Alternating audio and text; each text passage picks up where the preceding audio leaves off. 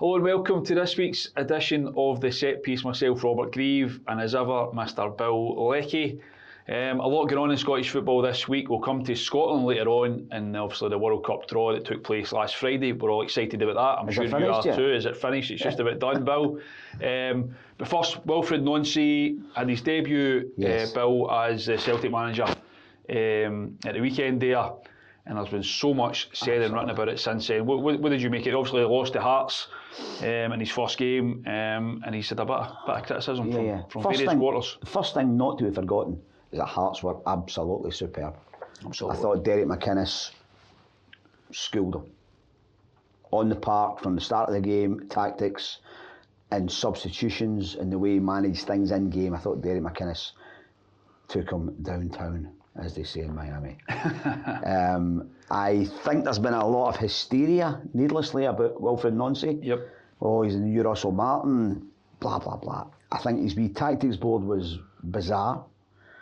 I think having the Celtic players in blue was something that somebody will have words with him about. I thought bringing Callum McGregor across a couple of times to actually shuffle the wee men about made Callum look as if he didn't know what he was doing when he's as good a leader as there is in football.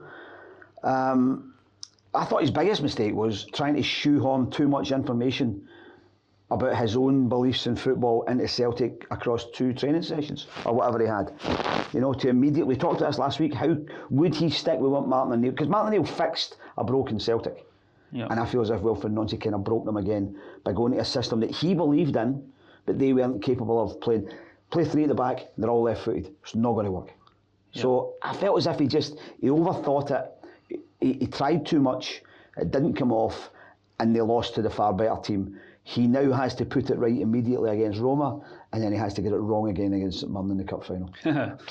This whole thing about the tactics board, though, I think people are making too much of this. Absolutely. I have to tell you. I mean, you're mentioning there doesn't make Callum McGregor look very good. I'm not sure about that. I mean, bringing him across to the side to.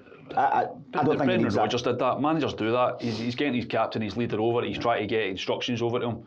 In the MLS and various European and foreign and international coaches, they probably do that in the dressing room at half time. In fact, they will do that in the dressing room at half time, get a tactics board up and move it a little bit. I think most people would say that's the place for it. Yeah, that's right, but was there anything really wrong about doing that at the side of the pitch? I don't know if it's, for instance, if there was a late in the game, Danny McInnes brings off Lawrence Shankland and he sends on another defender, and there's a bit of shuffling and he's doing a bit of all that stuff, bit of Ted Rogers 3-2-1, right?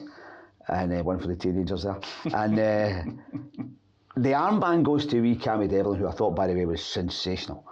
And Devlin turns around at the bench and goes, "What are we doing, Gaffer?"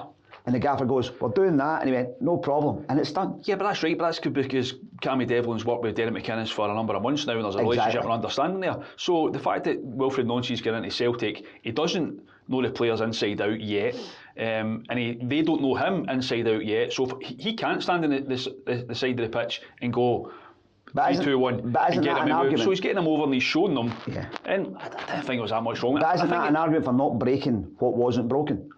I think that's a different argument. Yeah, I totally agree with you. I think he's going in there and changing their back 3. We spoke about this last week, even before he arrived. And I actually wondered, and I was going to say this last week, and I thought, does this make sense? I'm going to say it, and it maybe doesn't make sense. But when Martin O'Neill was there, knowing that Wilfried Nancy was coming in, would that maybe not have been a time for them to start working with a back 3?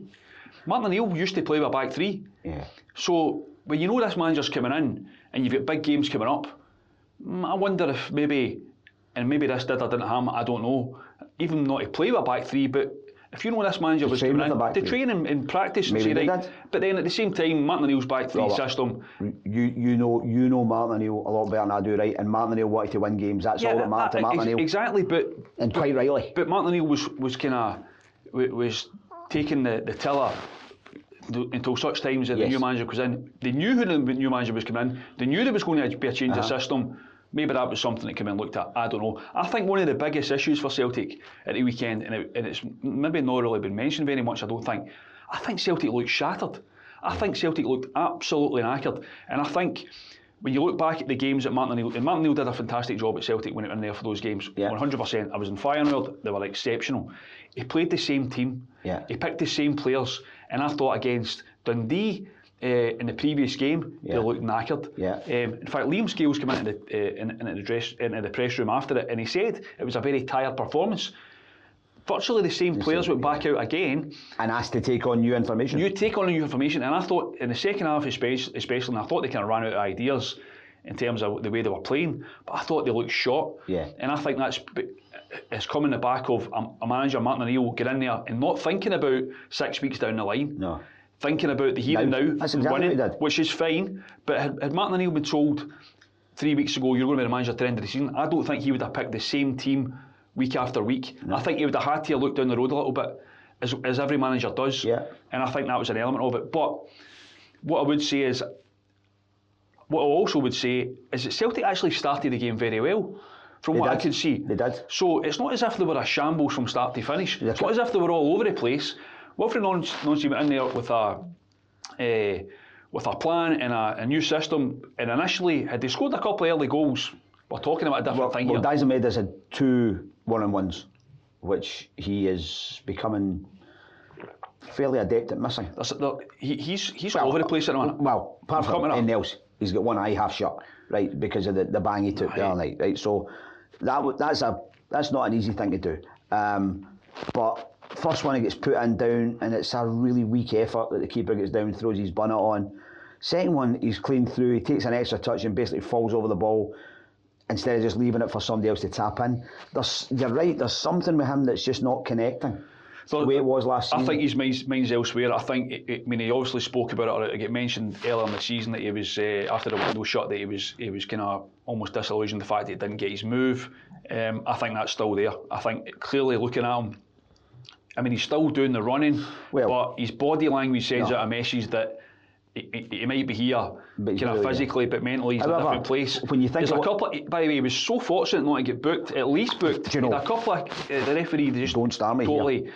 Turned a blind eye to it. No one in Scottish football gets away with more fouls than Daizen Maeda, and I don't know. I don't know whether it's because he's a forward and forwards meant to get away with these things. Maybe the referees think, he didn't mean it. I don't know what it is, but he gets away with more fouls than anybody else that I've seen. I just think his head's not in the right place. But anyway, going back to Wilfried Nancy, I think there's been so much that's been said that's probably been unfair on him, and it was always going to come because of the delay that was there before he got appointed. The Hearts game was huge for Celtic and huge for him. The timing of it's not good. The timing, right, and he's coming in and he had such a short space of time. I agree with you. I think he tried to change too much too quickly. But then, if his system and his philosophy is all about what we saw initially, then that's what he's wanting to probably showcase what he's all about. So him coming in and saying, right, I'm going to stick my back four for a few weeks, and then they win, then he's maybe then under pressure then not to change it. I think when on another thing I was doing this week, I was talking to, name dropping alert, Martin Keown. And Martin Keown won a double, Arsenal done the whole thing, and he said that when Arsene Wenger came in, he told them what his plan was, but he couldn't make it work until he had his own players in. So he would go nice, he would stick with what was there, and he would gradually change until and suddenly you woke up one day and went, that's Arsene Wenger's plan, right? And that's what I feel. Martin O'Neill had got Celtic back in an even keel, and if I was Wilfried Nancy, I'd come in and said, right, this is what I want to do, boys. This is what we're going to work towards. I don't think we're ready for it yet. But even if you use it as an excuse, the fact that Alistair Johnson and Cameron Carter-Vickers, two really good right-footed players, aren't around. Once they're back, this is what we'll do. For now, let's go and win the game. Yeah, I think the wing-back's position as well is crucial in that system. I mean, you've got Tounekti one side and Yang on the other. Tounekti, I'm going to be honest with you, I thought initially his debut against Kilmarnock at Robbie Park, he was exceptional. And I thought, when I wrote about it at the time, I thought there's a real player there. And I think there probably is a real player there. He's not shown it. He constantly goes down 30 yards forward and then cuts back 20 yards. Time and time again. I think if you're which is a very common thing with wingers these days. Yeah, but if you're I think he's got so much ability, the boy. I really, really do. We saw it at Rugby Park. He was he was flying that night. Yeah. Don't you think, though, Robert, it's one of the things that it's gone backwards with Celtic? When you think back a couple of seasons to Abada on one side, Jota on the other side, right? And one of them was hitting the byline, and the other one was coming in to join in with the striker, and Celtic were scoring so many goals that way. And now it's just, there's a laboured element to Celtic in the final third, where they used to be really sharp and really taking teams apart. They're now almost relying on, is the ball going to drop to Callum McGregor at the edge of the box? Or, as you say, they've lost key players in key positions. The wide players, they've not got a centre forward. No. I mean, Daizen Maeda, for all that he is, when he's on form and he presses the way he can press like no one else in the country, frankly, great. He did it in Feyenoord. They got a couple of goals out of it. Fantastic from that point of view, but his finishing is up and down. Celtic need a centre forward. Celtic desperately need a centre forward in January. Interestingly, Kelechi Iheanacho back in the bench on Sunday. Johnny Kenny came on. Iheanacho did not. Yeah, he's come back. He's obviously not fully fit. I'm sure that's something that maybe will change. I don't know. I still think we need a centre forward. Yeah, I think we absolutely need a centre forward. Totally. And it'll be interesting. I mean, Paul Tisdale sitting in the stand. Another factor of this game at the weekend, and literally falling asleep. Yeah, I mean, his eyes are shut for about 15 seconds. When the cameras are right on. It's not a good look. Come on. There was a lot of not a good look moments for Celtic on Sunday. Listen, I don't disagree with that. I think that was a bad look. As much as I'm saying the tactical board thing, I think people have made a big deal about it. I didn't think there was anything wrong with it, really. I understand why people are jumping on it, but I think people are jumping on it far too much. People are now talking about his shoes, his trainers. Yeah, absolutely. Come on. We've got to be bigger than that. I read one column saying that they were raging at him for his dress sense and whatever else. And I think, it's got nothing to do with anything. No. Celtic lost because Hearts played better than them. Celtic made a couple of fairly basic errors at the goals. Yeah. And you're right, they were very leggy. I thought I wrote that was a factor. That's the big factor here, is that Hearts were on the day in a game that really mattered. Hearts took them on and were better than them. But it seems to me, though, that there are already people writing off Wilfried Nancy. Yeah. I think that's a nonsense. Time will tell. Maybe he will be a good manager, a bad manager, or an indifferent manager. But it's way too early to make that judgment. It's far too early. He's got a big game, obviously, Roma on Thursday night, tomorrow night. I'm going there. Another huge test for them. And then obviously St Mirren the weekend. We'll come to that in a minute. Huge games for them. And he is under a certain degree of pressure early on because of that they are such big games so early. But for people to be writing them off after one game, I find it is extraordinary, and I don't think it shines a particularly great light on anyone, that being the case. But I'm not sure that anybody who particularly gets how these things work is genuinely saying he should be going. No, these are knee-jerk, silly reactions from people. I'm just talking about the criticism in general, Bill. I'm just talking about it's almost going over the top. You know, I know everyone in this day and age, we're sitting here giving their opinions, but I don't know. That's why when I was writing my column on Monday, my first thought was, this is about Hearts. And among this comes Celtic were terrible. The manager's not got a good look. I didn't like the tactics board thing. I didn't like the way he tried to do all the changes at once. But this was about Hearts, and Hearts were brilliant. Yeah, are we genuinely looking at Hearts now as serious title contenders? Are we at that stage yet? I mean, I know Derek McInnes has been trying to play it down. Understandably, I get that. That's what he does very well. At what point do we really, really, truly think there's Me, probably. That's the thing, isn't it? Unfortunately, because they've beaten Celtic twice. They've won at Ibrox. They play Rangers at home next weekend. They've got a league game this weekend when Celtic are playing the cup final. So they could be 6 ahead again by the time Celtic play again, albeit with games in hand. If they beat Rangers again, to have beaten the Old Firm twice each by Christmas is fantastic. It is just about Hearts taking... I had written a couple of times about them in games I'd watched them against Dundee United and Motherwell where they were trying too hard. They were obviously feeling the pressure of where they were. And their goalkeeper, Alexander Schwolo, said something really interesting for Park, where he said to me, we have to remember the good things that got us here. And that's what they did on Sunday. They went back to just being Hearts, working for each other, living in the moment, taking your chances when they come. Derek was making these substitutions brilliantly. And if that's what they keep doing against a Celtic team that are way below what we expect, and against a Rangers team that are way below what even Rangers fans expect, there's no reason why Hearts can't stay up there. But do you think it's too early though to describe them as? Because I don't think it is too early. No, I don't think it's too early. I think the Hearts players should be sitting in their dressing room right now, thinking this is as good a chance. Well, there's the thing. It's not as good a chance they're going to get, because I don't mean that, because I think they are going to get better. Right. No, I think they are going to get better, and I don't think this is their one and only chance to win the league. But you might not get another season where Rangers and Celtic are as average as they are. But I think it's just a huge opportunity for them. And they're a good squad. They're a good team. They're a good team with a good manager. They've got something about them. I think they are genuinely going to go right to the distance. Whether or not they get over the line or not, it's a different question. But I think they're going to be in the conversation right to the end. Until about September, early October last year, if they went to Aberdeen, they might split the Old Firm, and that never happened. Hearts are far better than Aberdeen were last year. Far better. They're a far better team than Rangers are just now. And I think when it's come to the big games, they've been far better than Celtic twice. So it is up to them. It's up to them how they handle this mentally. Now, physically, I think they're very fit. They've got a squad depth that's good. They've got a terrific manager. They've got a great coaching staff. They've got a man behind them with money who will keep investing in them. This is all about what's in their heads now. Yeah, and I also think, up until now, I think a big part of it has been the fact that they don't have any European football. They don't have the Thursday night game, and then they're playing the weekend. I think that's been huge for them. Potentially they're not going to have that kind of situation next season if they're going to be in Europe themselves. But no, I think they're going to take it. Whether or not they can go over the line, time will tell.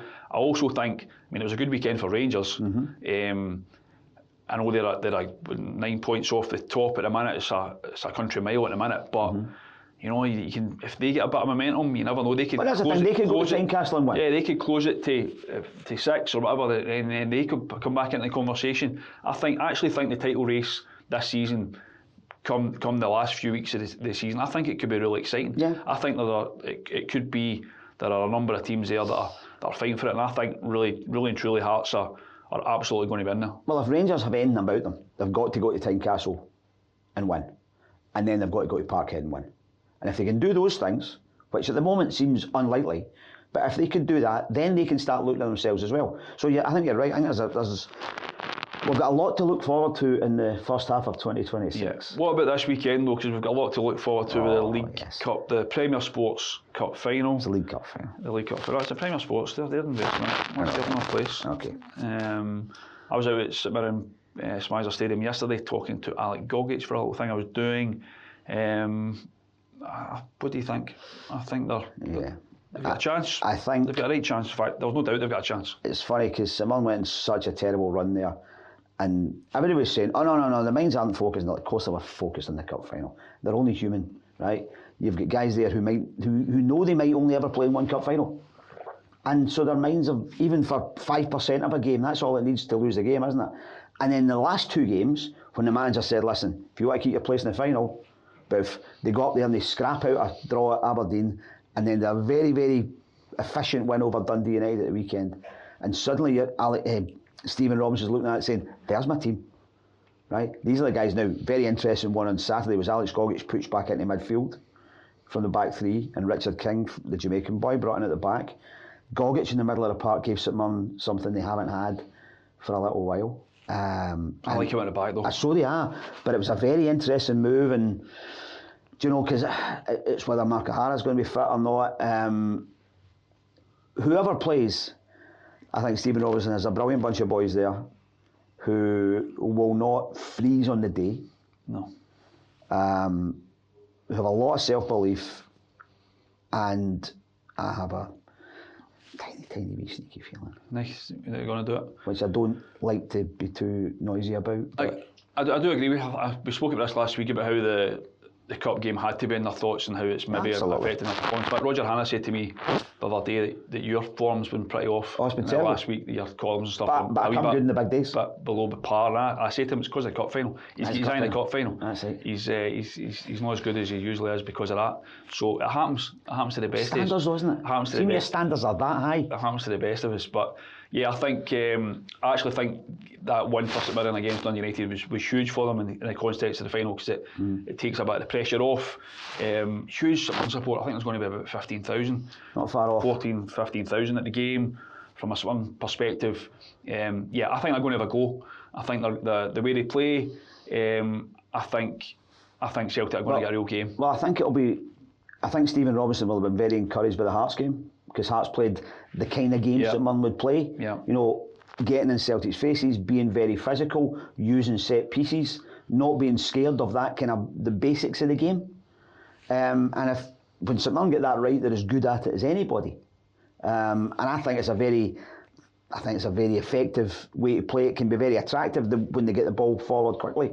I think the boys up front, whichever 2 or 3 he chooses, whether it's a Younger and Mandron or Indaloo, whichever ones he plays, will give the Celtic defenders a really hard time. Yeah. Because we saw that even with Shankland playing basically as a lone frontman. Yeah. Listen, Celtic are still going to be favourites. Of course they are. They've got. They're meant to. The difference is, Robert, they're meant to win cup finals. Of course, absolutely. Teams like St Mirren aren't meant to win them, and that's where the pressure 100%. is. I'm looking forward to the game from the actual game point of view. I think it'll be a competitive game, however way it goes. So I think St Mirren have got a really good chance, but you're right. If it comes down to it, Celtic should win. Of course they should. But you've got one set of players who know exactly what the manager expects of them, who are drilled and who've been trained to win within an inch of their lives, they know their jobs to the nth degree, and a group of players who are yet to find out exactly how it works with Wilfried Nancy. Yeah, absolutely. I think as well, Thursday night, morning night, the Roma game for Celtic could play a big part on Sunday. Well, if Celtic, they were tired on Sunday. Yeah, physically as well, but also dependent on the result there. You know, if Celtic were to lose to Roma, which is possible, they go into Sunday. It's huge pressure on them. Huge pressure on the players. But listen, they've got a group of players there, a squad of players led by Callum McGregor, who tend to generally tend to respond to that kind of pressure. Let's be honest about it. We saw that in the semi-final. Yeah. When they weren't playing well against Rangers and he's stuck one in the top corner. You saw it at Paisley the other week where they're struggling to a 0-0 and it's sacked the board and the whole thing, and he sticks one in the top corner. He is more than capable of that. He is, for me, without doubt, the best player in the country and the best leader. Callum? Aye. Yeah. Without a doubt. And the best leader you could hope for. So he's almost worth an extra man to Celtic because of what he brings, you know. Yeah. So big game. Really looking forward to it. But you're going to bring your A game though. I'm going to do my very best. You're going to step up. I'm going to step up. Right, okay. We'll tell you that one. Right, never mind all that nonsense. Talk to me about the World Cup draw. I was watching it from a log cabin up in Tarbert last Friday, and it was quite exciting. It was quite long. It was horrible. It was. Let's talk about the games first before we talk about the schedule. Yeah. We're always going to get a big hitter, right? So we've got Brazil. Happy days. Magic darts. Yeah. We'll take that. Yeah, we'll take that. And obviously Morocco, the second pot 2 team was really tough. Always going to be tough. One of the toughest pot 2 teams. It was probably always going to be tough. Yeah. And then we've got Haiti. We've got to be the fact that we've got Haiti in the first game, now we let ourselves down in the first game against Costa Rica in 1990. We didn't score enough goals against Zaire in 74. One of our younger viewers. We lost 2 goals against New Zealand in 82 that cost us in goal difference at the end of the group. But I think under Steve Clarke we are far more likely to beat a team like Haiti, to do the job we're meant to do. Why do you say that? Because I just think he will take the romance out of it for the players, and he'll make it a very practical, pragmatic exercise in getting the job done. And if there's any romance about the group, it will come down to playing Brazil and Miami. And I genuinely think we will beat Haiti, which will give us a great opportunity. It always comes down to romance for you, doesn't it? Yeah, it does also. Romance. Such a romantic. I'm not so sure. Listen, I hope you're right, but I think actually... Is this your custard pie moment? No, I'm just... You don't think we're going to beat Haiti? No, I'm not... You don't believe Scotland could beat Haiti? I'm not saying that. Shush for a minute. I was just being Robert Grieve there for a minute. I'm the eternal optimist. I said we would win. I was the one that said we would win and qualify weeks ago. In fact, Mark was saying to me yesterday, you called it, so don't give me any of this. Don't try and give me any of your negativity. Yeah, Mark. Robert said that Denmark were going to drop points against Belarus, didn't he? Of course, that's what he did. I said weeks earlier that we would do it, and I said if it got to the last game against Denmark, we would do it. Yes. In the paper on the day of the game, I said it would be 3-2 to Scotland, and Scott McTominay would be the man. It would be the man of the moment. I was almost right. You were almost. I was almost right. So anyway, don't you try and pass any of your negativity towards me. I've backed the boys from day one. I'm just saying. I'm just saying that you don't think we'll be Haiti. that I think Haiti might be a tougher game than some people are expecting. I think that it tends to be the way for Scotland, not just Steve Clarke's Scotland, but any Scotland team, that the game that we're meant to go in, you see, that's what I think. We're going to win. No, I think this that's is where we. I think this is a different Scotland. I think Steve Clarke has put a different mentality into the players, and I think gradually over the sort of period he's been here. Did you watch the Belarus game at home when we toiled badly? When we beat them. I know, but that was the kind of game before that we wouldn't have won. But Belarus came to Hampden the last time, 15, 20 years before, they beat us 1-0. That's fair comment. Right? Well, I don't think we do the things that we used to do. I think we over in Belarus, it was horrible, and we won 2-0. Right? You know, places like Armenia. They were good that night. We've gone to Armenia under pressure really and won 4-1 in Armenia. That was a really tough night in Hungary. I was there. So I think that was a tough night. I think this is a team that is well capable of winning the games it's meant to win. And then that sets up Morocco for saying, can you play Morocco and even take a point? If you then do that, I think you're in the 32. The way the way it works, maybe beating Haiti in the first game, could be a enough. Couple of goals, might be enough. Yeah. You know, and apart from anything else, I almost wish it was the second game, frankly. I think it would have been better if we were maybe playing Morocco first. I think there's going to be a nervousness going into that first game because it's the first game in the World Cup.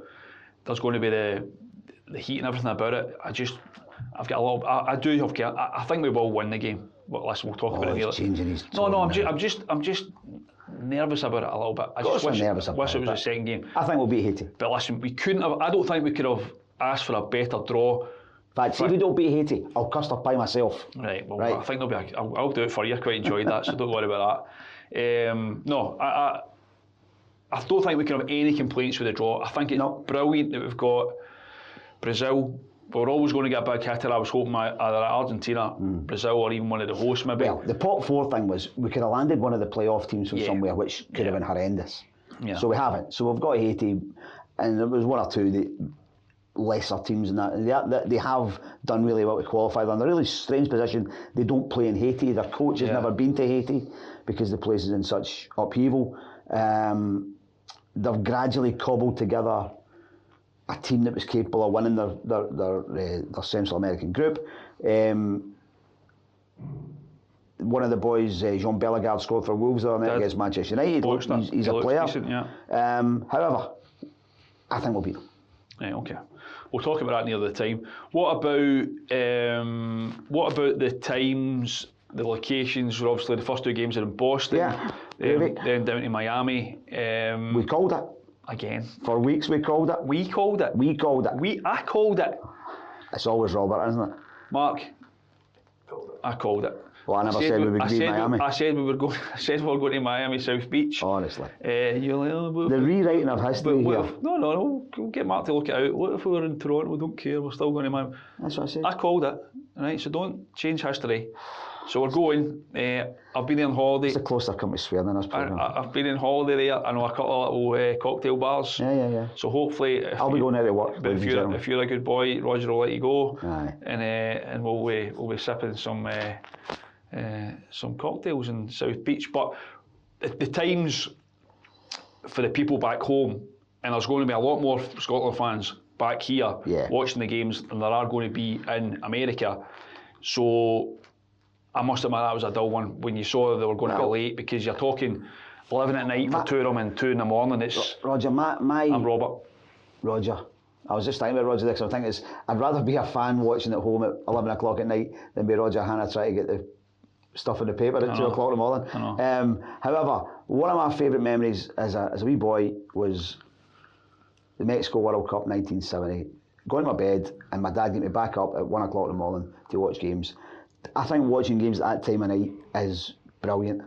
It's actually I think it's a lot harder when people are working and a game's on at 3 o'clock in the afternoon or 2 o'clock in the afternoon, you think, I can't see that, and you're watching highlights at night. See, planning your night round the fact that Scotland are playing at midnight or 1 o'clock in the morning. Brilliant, parties everywhere. Do you not think though that most folk will watch it probably just in the house? They'll get up again, or I mean, I don't know how they're talking about nightclubs. People will watch it. They're talking about nightclubs and stuff like that, but there's not going to be. I don't know. It's going to be a strange one, I think, having games at that time of night for people back here. See, if families all sit in the house, get the kids out of bed, 1 o'clock in the morning, watch the game, I can't think there'll be anything better. I think it'll be amazing. Yeah. It's not a once in a lifetime thing, but it's a once in a generational thing for Scotland to be in the World Cup. And if anybody sees it as a chore to watch it midnight, then maybe they shouldn't be watching. It might be a chore for Roger Hannah, as you said. It might be a chore for Roger Hannah. Try to get a paper out and what we do there. And I do apologise for calling you Roger. I know. I apologise to him for mixing the two up. It's a new low. It's a new low. But no, I think, listen, Boston, I think it's good for Scotland from a point of view. I think Steve Clarke, I'm led to believe, is still over in America. Right. If he's not coming back today, he's still over there, I think, with Stephen Naismith, looking at potential bases. Looking at potential bases. No, they are. They're trying to cover the bases. Yeah. Yes. And there's some beautiful ones.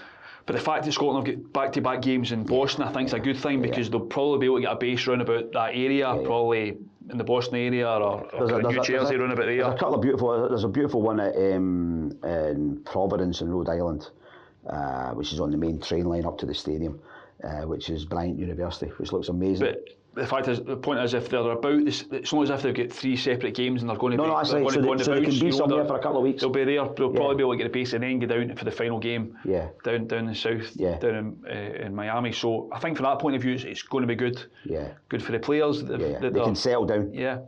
Be great. And yeah, I don't. When you think of the scale of this World Cup, we've actually landed reasonably lucky. Yeah. You know. What about we touched on it a wee bit last week or the week before. The ticket pricing looks astronomical.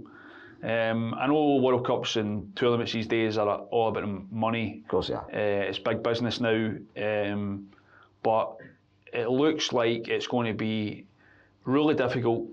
For the number of tickets that Scotland fans, we're looking at from a Scotland point of view, are going to get for the games. I think it's something like 8% of the stadiums.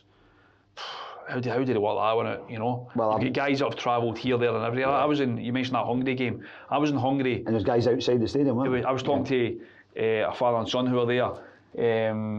Your boy actually ended up, Cammy, his name was, I'm sure it was, ended up getting Andy Robertson's jersey. They were outside kilted up outside the stadium. So they could say they were there. Just shouting and just to say they were there. I wrote about these situations in my news column at the front end of the paper on Tuesday. These guys should be front. That's exactly what I said. That's exactly what I said. If there are, because what we're hearing just now is, you know, even walking around supermarkets, I'm hearing people I had a young guy on the phone, he's probably saying, yeah, we're looking at hotels in Miami, maybe if we get an Airbnb. I'm thinking, there'll be guys out there that haven't missed a Scotland game since the last World Cup, who by rights should get first shout at any tickets. Now, they might then say, I'm sorry, I can't afford those tickets, I can't afford to go to America, but that's cool.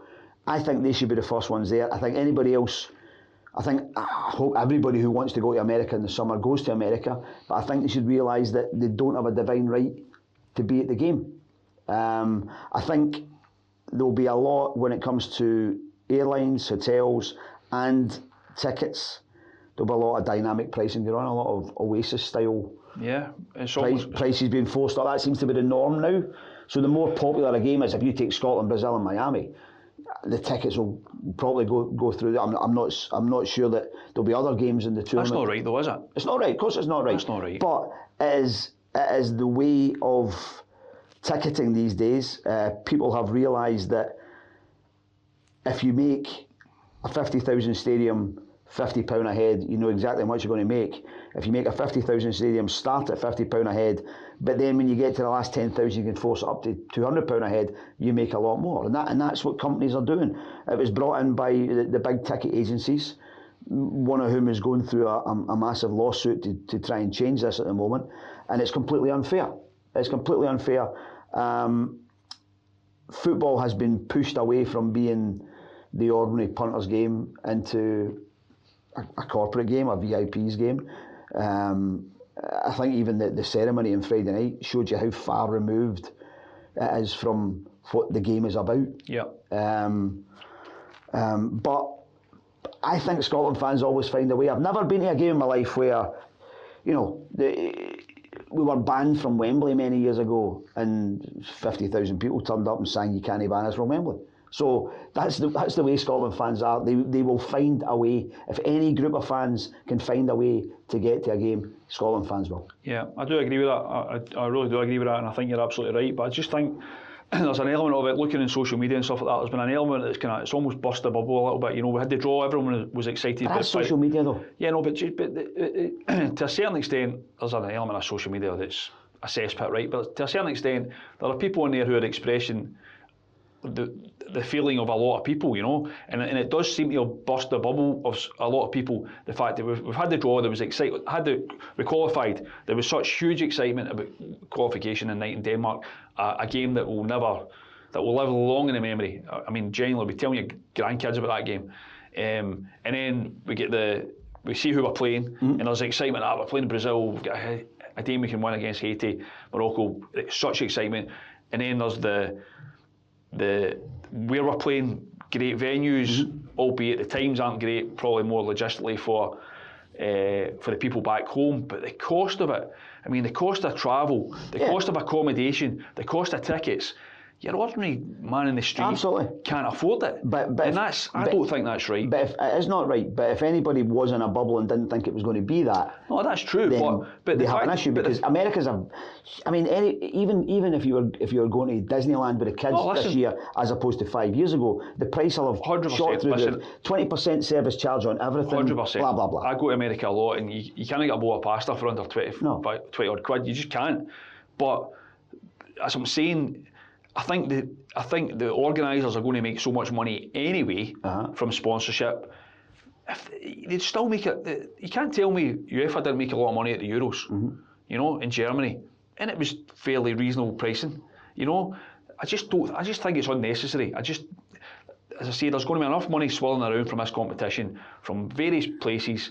I just think it's unnecessary. FIFA, you could still make it reasonably, the pricing reasonable, without ripping the backside out of it. Be a lot of World Cups, Robert, and at every one, FIFA have moved slightly further away from just being the organisers to actually being a little nation of their own. They almost invade and take over the nation they're in, and sort of rip as much as they can out of it and take it away again. And the difference with this one is they've done it in places like South Africa, where they took over fairly derelict sites and made them into short-term playgrounds, and they ripped the money out and left and went away again. They did the same in Russia to a certain extent. But the last two, Qatar and America, are hugely wealthy countries. And you're right, they could afford to subsidise tickets for people and really make it a people's tournament, but they're not.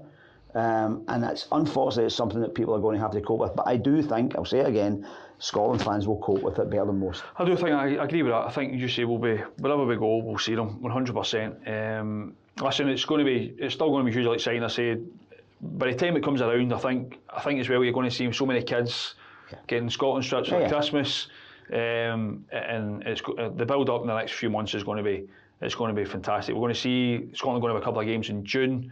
In March. First of all, I think there'll be a big game in there. I'm led to believe one of the games certainly will be a big game for the fans, and then obviously there'll be a Hamden game, I think, before in the first June fixture before they then head off. And then you would think some kind of camp stateside. Yeah, you'd imagine they'll have a week somewhere probably and play a game and then go to their base. So yeah, we need to buy a lot of new gear. We're going to need a new wardrobe. So yeah, listen, we said before that you're going to need a new wardrobe, but I've already been shopping. So yeah, I think we're in. We're gearing up for. Where are we going? Where are we going again? I think we might be going to Miami, baby. Put it on back to front. Put it on back to front. Anyway, That's not getting cut. Anyway, I'll stick with that. Oh. Who am I? You're a Dolphin. Miami Dolphin. We're coming to Miami, baby. See you next week.